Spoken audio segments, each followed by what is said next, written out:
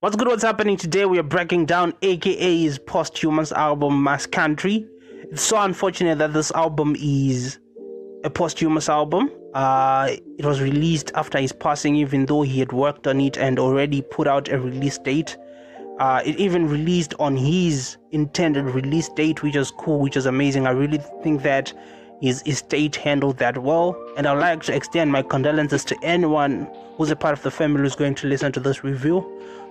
Keenan was very impactful in changing so many lives and creating so many perspectives in terms of hip-hop. Personally, I listened to Touch My Blood. That's the first hip-hop album I listened to in its entirety, and from there on I just created a culture of listening to albums thanks to Keenan. So yeah, man, that's why this one took a little bit of time, because it's a bit sentimental for me as well. But yeah, let's get into it. Mass Country is a combination of Maskandi, a combination of Afrobeats, a combination of Amapiano, a combination of country, but most importantly, it is still hip-hop to the core as an album. It doesn't really veer off, it doesn't really chase that gimmick of being a Maskandi country album. It remains hip-hop from start to finish, and Keenan is actually rapping on every song. Like vocally, it's not even mostly Amapiano, it's not even mostly Maskandi, it's not even mostly country. It's definitely an album that incorporates a lot of sounds, which makes it an album for nearly everyone, thus becoming an album for the masses of the country. So what I did. But yeah, man, Keenan really comes through and really gives us his all, giving us verse after verse after verse, which I really commend, because we love AKA the rapper, and he was really rapping on this project. It doesn't really fall into that gimmicky rabbit hole of trying to be so much Maskandi, of trying to be so much, country.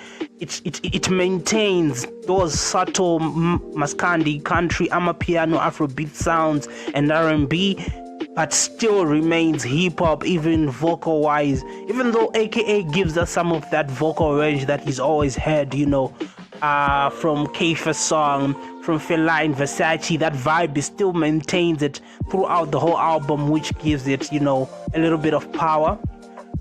He sings most of the hooks.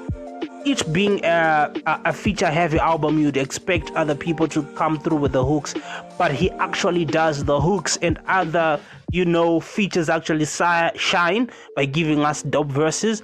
In terms of subject matter, this is an album about redemption, about self-reflection.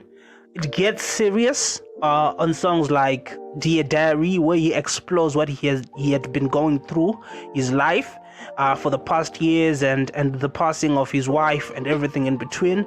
And also on songs like Last Time, which really disturbed me when it dropped, because it really awfully sounds like a self-eulogy. It almost seemed like Keenan knew it was time, and when he made Last Time, that song really sounds like it's a eulogy, you dig? And that part of the album is deep. It's really soiled in self-reflection and trying to redeem yourself.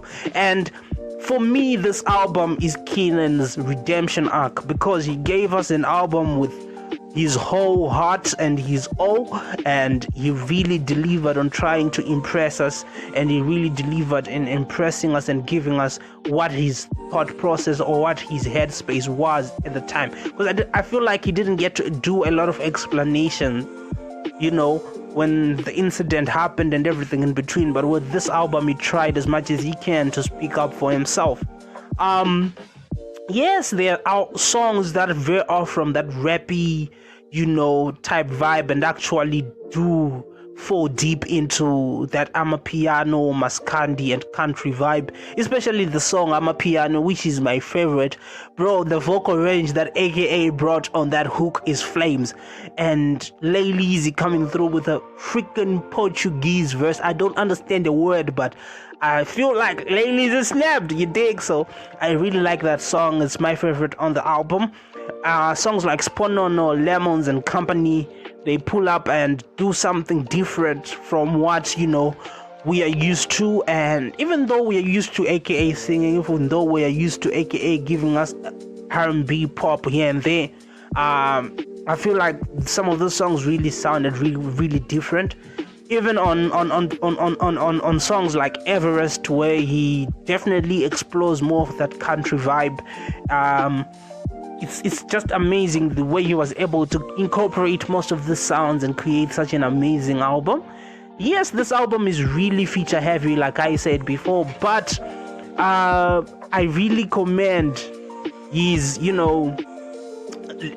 way of incorporating these features. It didn't sound like he's being overpowered, and it didn't sound like he was overpowering the features.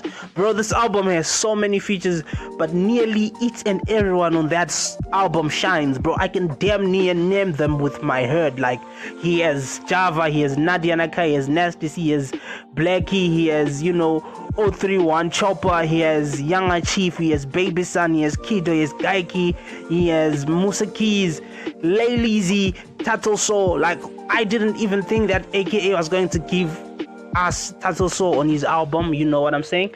But he did really come through, and Tattoo Soul gave us one of the best verses, my favorite verses. I like the Lay Leezy verse, but I also like the Tattoo Soul verse, and I feel like Tattoo Soul really delivered, And overall, this is an amazing album.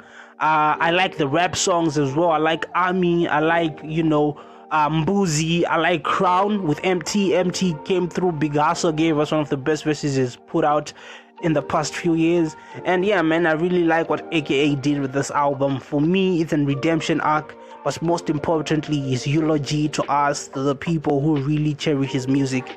This was goodbye more than anything, you dig? So, shout out to AKA, shout out to anyone who put their effort in making this album. You guys are amazing. You did an amazing job with the rollout. One of the best albums to ever come out of African hip-hop, period. Because for me, Touch My Blood was my best AKA album. People say Levels, I love Touch My Blood, but this one was a notch high, and it's not even because he passed on and it's kind of like that sentimental, but it's just an amazing album. And yeah, man, if you haven't checked out the album, check out the album. It's nice. This is one of the longest reviews I've done. It's that important to me. And if you got this far, thank you so much. If you got this far, just comment one of the songs from the album so that I see you're a real one, you're an OG. But yeah, man, and rest in peace to the legend. And that's a breakdown.